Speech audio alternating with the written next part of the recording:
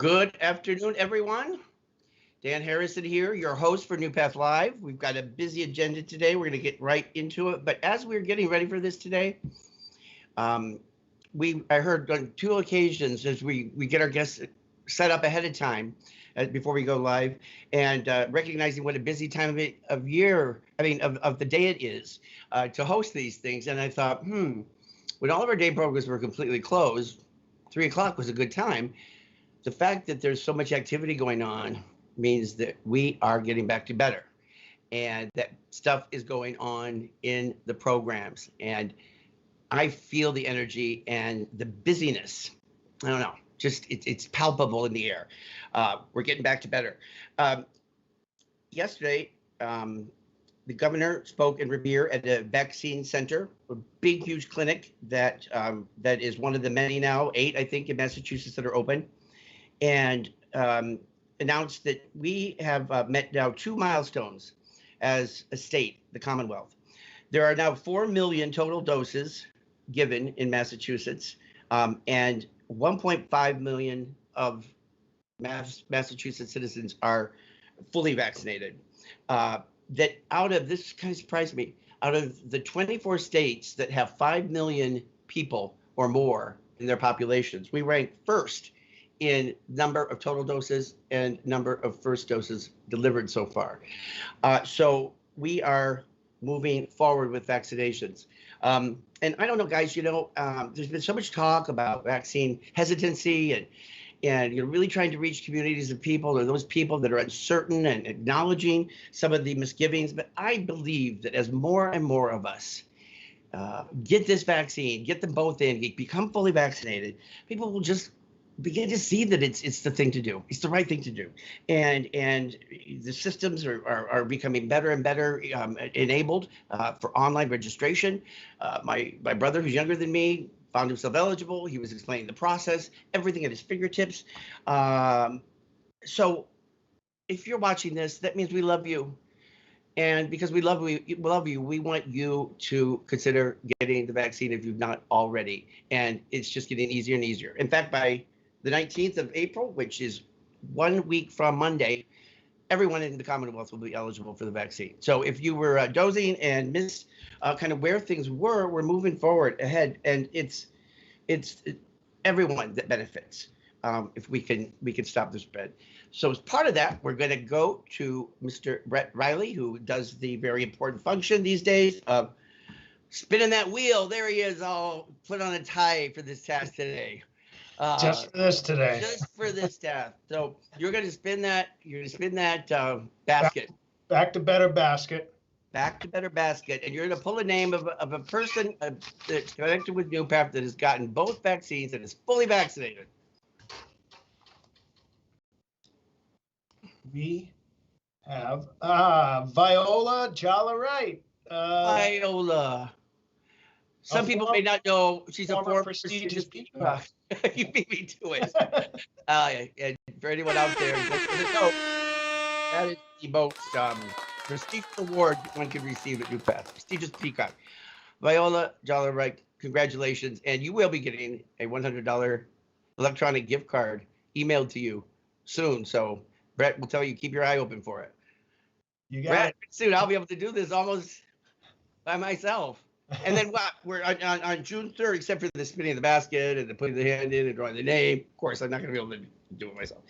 June 3rd is the ultimate. It's going to be when everybody that has gotten fully vaccinated will have a chance for a year of free health insurance. Yep. Awesome. Hey, great job, guys. Thank you so much, Brett, for helping us with that. Really appreciate it. All right, before we go to our guests, and we're going to be checking in with 3 people across NuPath programs, day programs specifically, and find out what's going on at each of these locations. I wanted to just take a pause here and make an announcement that I think is important. I want people to know. Matt Johnson, who has been an employee of this organization for 21 years, he's served us in many different capacities, primarily within the clinical services of NuPath, has been promoted to a position of Vice President of Clinical Services for the organization. Matt has demonstrated the most exemplary service to NuPath, his dedication to this field, to the people we support. He is yeah, the very foundation of our philosophies and practices around supporting people with ASD and with IDDD, and very. I mean, I've worked with Matt as long as I've been here at NuPath, and as we have continued to evolve as an organization, as we have recognized the urgent needs that our population is confronted with, and our families, and how changing expectations, and how we're evolving. It just made perfect sense to have Matt come and join this team that will help to guide us strategically and to help us think about, the challenges at hand. And as we get back to better, I'm just really thrilled to be able to make this announcement. And I know you'll join me in congratulating Matt, and look forward to working even more closely with him. Okay, Matt Johnson. This morning when I made that announcement to a group of members of our business team for NuPath, I wasn't, well, it's shock you to think I wasn't fully prepared, that I'm thinking about what I'm going to say as I'm saying it, like I'm doing right now. But I didn't say right up front that Matt had been promoted, that this was a good thing I was announcing. So as I was cataloging his many wonderful contributions to the organization, there were people, I guess, that were watching that thought I was getting ready to say, and he has resigned his position from the organization. So Matt's not going anywhere. We're going to hold on tight to him, and know that he is going to continue to lead and guide us and help us shape a future for so many people we love and care about, and their families. So welcome, Matt Johnson. All right. I said if I could get this far into the live broadcast and it be before 3:15, then I've been doing all right, because my big problem is that I'm my own worst enemy. I say, I'm going to try to be to the point and just, have this brief conversation. But then I see people and I have the questions and want to know how they're doing. But we're going to start with going first to James Stannon, who is not only a veteran of NuPath Lives, he has done them in my absence on more than one occasion. And he is going to be our first person to check in with at New Boston Street and in our circuit today. So James Stannon, how are you? Welcome to NuPath Live. Hi, Dan. Thank you. It is it's great to see you, and I think I should say publicly, because I don't think you and I have had a chance to be together on air since you last filled in for me. But you did a great job. Well, thank you. I was taught by one of the best, so thank you. Which is you. And James, I watched you, and before we came live on this, you were kind of just sitting there, just really relaxed. And it was like 8 minutes before we went live. And I said, I bet when you were in my seat, you probably weren't that relaxed, because there's something about the build up to it and everything. But I watch you do it, and I've seen your growth in just subtle little things. And I say you have that perfect ability to just not move. I think I'm frozen. And me, I'm like constantly moving around in my chair and repositioning myself. It's and then you want to like get into everybody and talk to them, and you're somebody that I've known you as long as I've been at NuPath. You've known Matt. We've worked together in so many close things. But this idea that we are all of us moving along this journey, this path, and as we evolve, we sort of integrate different skills into our sort of repertoire of our arsenal of options, and I have seen such growth in you. I've seen such growth in this organization doing NuPath Live, that's not, you don't just drop into your chair knowing how to do this stuff, and everybody's connected to it. All the guests that have agreed to come on and talk to us, it's really been incredible. Did you have fun? Yes, I did have fun, and I always welcome the opportunity to do something new and something that challenges me. And hosting is something I'm not accustomed to, so it was definitely a challenge, just the mental aspect of it. Yeah. So I enjoyed the opportunity to do it, and see what happens for the future. Nothing makes me happier or thrills me more than when I see things happening that I don't have to be involved with it. I'm, and I'm not like, it's so great that other people want to and desire it, because not everybody, let you know a little secret, not everybody wants to be given that opportunity to be the one that's kind of like trying to run things. But okay, enough about that. See, I said you were going to go on and get me off track. What's going on there? I mean, it's been at the hub since the beginning. Over a year ago, it became an autism care center. We've been opening since last year, July, slowly. Where are we now in terms of numbers? Well, there's been a lot of activity over the last couple months, and it's hard to believe that in 4 months, it'll be a year since we reopened. Time is flying by. Wow. So, last month, we had a daily average attendance of program participants who attended the day program. It averaged about 60 people for the month of February. 60 people in February. Now, let me just real quickly, was that with the vehicles having only one or so people on each van that came in? Yes. Unbelievable. We had 60 people here with only being able to get one person on a van. So around this time is when the vaccines became available. Okay, right. Okay. So now we're experiencing our first wave of people wanting to return.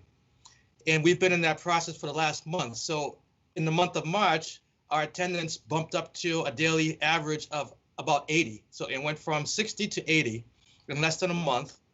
And that trend continues. So our capacity at this time is roughly slightly over 100 participants back. So capacity meaning now that we have been vaccinated, or maybe the vaccine doesn't have anything to do with it, just in general, the governor's restrictions, relaxing restrictions, we can have around 100 people in the building now, compared to before was 160 or something, or 100. Right. And so that's maintaining 6 feet social distancing. We can have slightly over 100 people in the facility. Wow. And so we've just had 15 people come back last week. I have 15 more people we're working on that's in process of returning that should be back next week or the following week. And then I have another list that's growing of about 20 right now, and it's growing, of people that want to return, but I'm waiting for the guidance to ease up so that we can have the space for them. Wow. There are so many moving parts, James, and I know you're helping us take care of all of that. And there's so many other things I want to ask you. I mean, but these are people that have been vaccinated, that are probably, most of them, coming back. 95% are vaccinated. Right. And then we have the issue of the staffing and trying to get people back and are hired into positions to, we've got people that are rotating out of where they landed a year ago in residential positions, but that's creating vacancies in residential. I know we don't have time to talk about workforce crisis today, but it's an issue, isn't it? Well, yes. Fortunately, we reached 5 staff returned in the past month. Welcome back. We're operating now. We're operating the program, the day program, New Boston Street, pretty much approximately 30 staff, a team of 30 staff. Wow. And that is half the number a year ago. Listen, we started, I know we don't have time for details, but we announced the new what we call employee referral stimulus plan last week.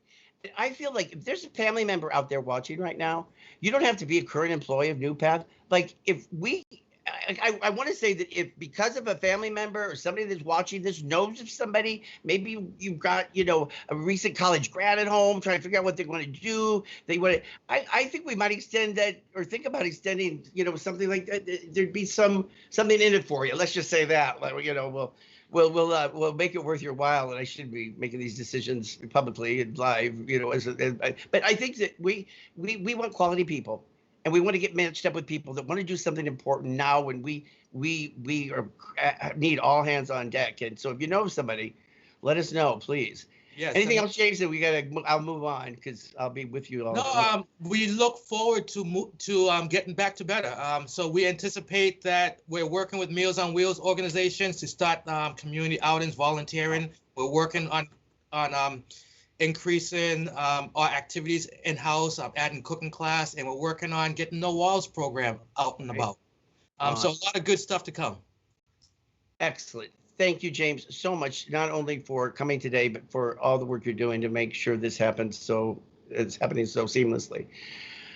I'll talk to you again soon. Thank you, Dan. Okay.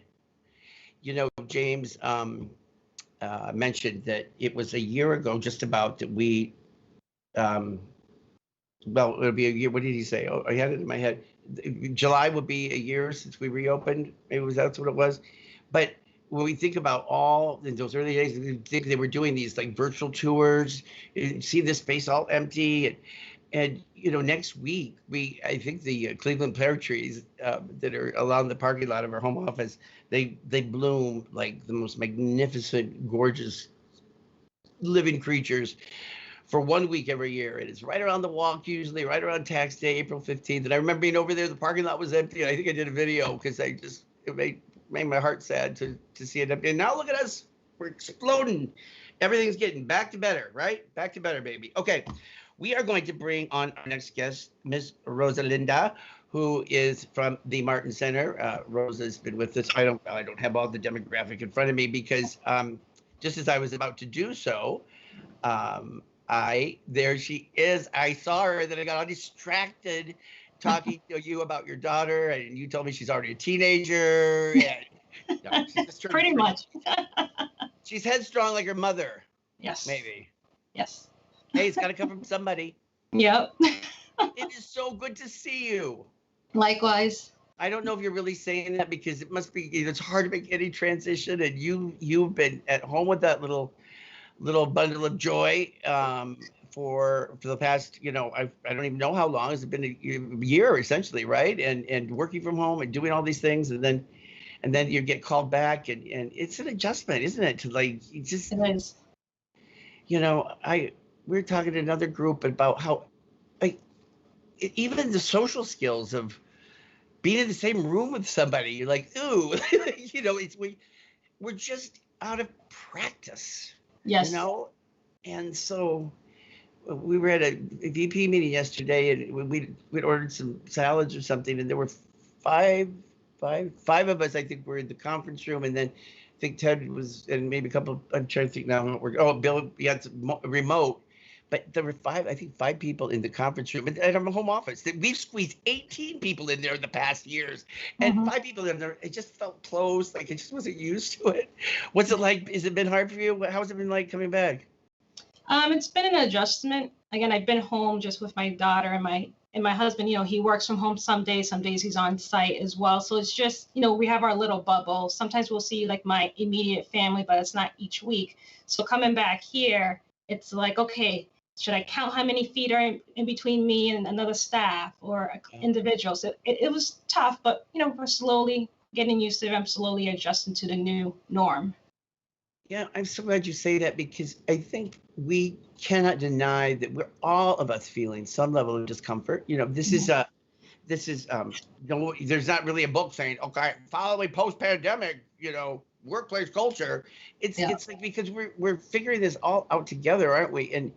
And your experience of having that bubble. So you're vaccinated, right?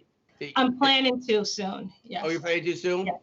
So I think there's all those factors that go into it.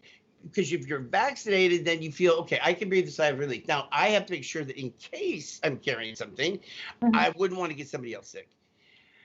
But understanding like how close, how far, like what's okay, what's not okay, and recognizing that people may be in different places too, in their level of comfort. We're getting people now, the groups that are coming in now, if this is their first sort of foray out, some people, they've been coming back since last summer. Yeah. They're gotten used to all this. This is like everyday commonplace, but some people coming back, that's not the case. Where are you guys now with the number of people back and everything? When we first reopened, we had a small reopening on March 15. Basically, it was with our NuPath residential homes. So we had about 14 individuals for like the past 3 weeks. And then this past Monday on April 5th, we actually had a grand reopening, if you want to call it that. And we have currently about 40 to 45 individuals in-house. 40 to 45 people now in the house, you said. Really? Yeah. Yes. Yeah. I remember the day that Michelle Denny told me that she'd gotten the call from Karen Franklin, that they were supposed to be reporting back on Monday. And at the time, she was doing some work with my mother, and that's why I saw her. And I remember the excitement. Michelle was legit excited, but she'd been working in our residential programs, since the pandemic hit and everything. But still, we're wearing gowns and my mother's, munch mark and mask and everything. But to see your excitement, and seeing other people, their friends, and I think there is a genuine, if you can feel both ways where you're nervous about coming back, but you also feel kind of excited about it, and you don't want to be locked in that house with that girl and your husband for the rest of your life. That ain't any kind of way to plan a life, especially when she really is a teenager. Yes. No. And so, we all know we at one time loved these things, or we at least liked, some things we did. And I think we'll get back to that point, but it's just, being patient with ourselves probably. And so, but you've got 45 people back now. And does it seem full or does it still seem empty? In certain rooms, a bit empty. Again, within the next upcoming weeks, we should have about 10 to 12 more individuals coming on in a couple of weeks. So we're getting there slowly. 10 to 12 more. And staffing, you probably, do you have like a lot of holes right now, or Yeah, like staffing right now, it's not too bad with the amount of individuals we currently have in-house. We have I would say about like 9 staff, not including myself, elder or nursing. But we're working together as a team, a lot of teamwork, a lot of flexibility. But I know eventually soon we'll begin, as our numbers increase, we're going to also have more staff coming aboard. Yeah. Well, I don't want to go to your head, but you make a really great representation for that program. Thank you for taking the time to talk to us. And if you feel a little nervous about being back or whatever, you sure don't look it. So, just. It's been 3 weeks. I know, but still, it's but every day, like, there's more people coming in, and it's just, my point being that, the new experiences that kind of can, take us, can kind of surprise us, maybe even, after, like, I saw somebody who was walking into the store the other day without their mask on, and I was like, now, I mean, even in the height of the pandemic, I wasn't a mask, like one of these Nazis, like looking around for people. But it just like struck me. It's like, whoa, what's that dude doing? Like as if he didn't have his pants on or something walking in. Yes. It's such a weird thing. And then just then he says, "Oh, I forgot my mask." And he turns around and goes back. It's just like that's all we've been habituated these ways in less than a year. Well, it's great to see your face. It's great to see that beautiful smile. And thank you and your team for doing everything they're doing. You guys are incredible. So thank you. Doing a great job here. They're all doing a wonderful job. So they sure are. Okay, well, thank you, Rosette. Thank you. Bye, everyone. I'm like, you ask a parent what their favorite child is. They say no parent has a favorite child, but every parent is your favorite child. I kind of feel that same way about our programs. No, but I was going to say about the Martin Center. They're an interesting group. They've really. There's a core group of them that are, I remember helping move and getting set up over where we were at Sylvan Road. So many of those same people came back. A lot of them, or some of them maybe have stayed in residential. They were reassigned there and they found they loved it. But I know a lot of them kept regular contact through the shutdown. And I've seen so many of them on different occasions, for various things. And they seem to be reassembling. We're like this. Like we've been just swept with this devastating, like monsoon or something. And we're all like, climbing everywhere. You're there. Okay, we're all okay. And then before you know it, we're seeing cars with parking lots with cars in it. And okay, got 5 minutes left. I'm going to move on. Okay, we're going to bring Westford up live now, and we are going to be talking to Mr. Joe Veneziano. And I always, when he comes on, I want him to tell me how to pronounce his last name because I always stop. And even though, Joe, I need your help just to know, because you wouldn't know I was married to an Italian. Baldarelli. Like, so I know there's like a way to say it. What's the proper pronunciation for your last name? If you want to be really Italian, it's Veneziano. But I just say Veneziano.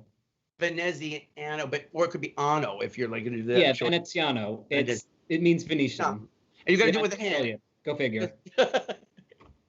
Oh, you're Sicilian. Okay, you see. Yeah, my father's family is Sicilian. I love that about the Italians.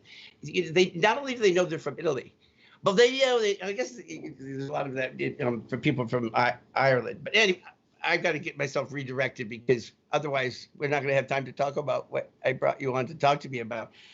Joe, thank you for joining us today and for representing Westford, another very special program.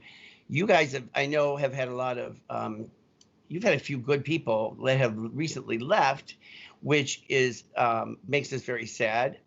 They've gone on to other, sort of opportunities, other, experiences, life experiences, school. I don't know what they all were, but meanwhile, you're trying to get people back in that are coming back. Talk to us about, well, give us where we are from a reopening, like number of people in, and then maybe where your staffing situation is, because I think in some ways you guys have been hit particularly tough because of some of the very core people that have recently left. So that's a tall order. I'm going to let you take it away for a couple of minutes.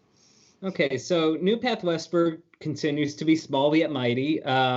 So our numbers of people and numbers of clients that we have has been relatively stable for the past few months. So we have around 23 clients right now. We get 1 or 2 back each week, but we're intending on seeing an influx of people. So we expect to see around 9 or so people come back next week. And we have 14 other people that we're working on just getting everything in order to have them come back as well. We have pretty much a core group of 6 direct care staff who work in the building. The rest of the staff that we have are working at any of our corresponding group homes. So the Westford building corresponds with 7 of our autism-focused group homes. So that's where a large portion of our staff are right now. Joe, I have been talking for quite some time about trying to put together I pictured these various little mini events, at various programs, and we haven't quite got that list published yet, but I want to see it. Maybe if I get you to help us with it from a clinical perspective, you could help us think about it in that way, because you bring clinical. I mean, that's your function. That's what you help think about. And my premise, or my suggestion that, people of all different, whether you're somebody, a participant that receives service from us, a family member, staff people that have furloughed or laid off or never left, we're all of us trying to get used to all of this, or and in some cases having some hesitancy about coming in, or being afraid, or social anxiety. What is the best way that we could move into some of these little niches that we have been maybe find ourselves in that we haven't done for the last year? Do you have any suggestions around that? I guess the best things that I would do is just really try to explain things as just openly and as frankly as possible. Show people examples of what is going on, so there really aren't as many surprises and as many things that may come up that may throw a person off. Because yes, a lot of people are dealing with a lot of anxiety right now, and just being able to prime people for just what to expect of what they're going to see and what they're going to do is going to be really beneficial for a lot of our clients who really don't do well with change, and don't do well with their routines being thrown off in any way. I don't know if it's because I'm just getting so much older that I have become so much more routine focused. Every time in my life I was like, I live seat in my pants. I'm not a plan or nothing, and all of a sudden it's like, I find myself so much more root. I think maybe we're creatures that have it more than we even like to admit, and sometimes we find ourselves feeling, something maybe we're not as comfortable with. I think you're saying just be honest about it. We don't have to all be cool saying we don't have, that we're all comfortable with everything. If people feel uncomfortable about something, I think they should bring it up, because when we talk about it together and acknowledge it, that maybe it doesn't seem as bad, and we're all in the same, we're all trying to help each other get out of this thing and get back to better lives, right? Yeah, that's true. So, I mean, we're all kind of in the dark, kind of with blindfolds on, just trying to walk through this forest of everything that's COVID related and everything that's going to be after COVID related, because I don't know what that's going to look like. And I'm going to be honest, I probably will have to roll with the punches just like everybody else. So it's just trying to realize that we're all weathering the storm. We may be in different boats, but we're all weathering the storm somehow. So there's going to be that connectedness, and basically in that way we're able to just try and understand and empathize and just be honest with each other. And it's okay. And for me, it's okay to say, I don't know. I say, I don't know all the time. It's just one of those ways to just show certain confidence. Then I don't feel so bad because half the time I'm saying I have no idea what to say about that. So we'll get back to you. But I'm just being honest and being able to talk about it, and we'll see people back. And we're going to hopefully help you with your crisis, your workforce crisis, getting good people hired. So Joe, thank you so much for joining us today and for your expertise and for being everything that you are out there in Westford and throughout the organization. All right. Thank you so much. Hey, you're welcome. All right. It is 3:30, ladies and gentlemen. I'm going to sign off. If you can't tell, we're busy here. We've got things to do. We're getting back to better because we got this, guys. We're doing this and we will be back to better. We are. So thanks. I'll see you guys next week. Bye.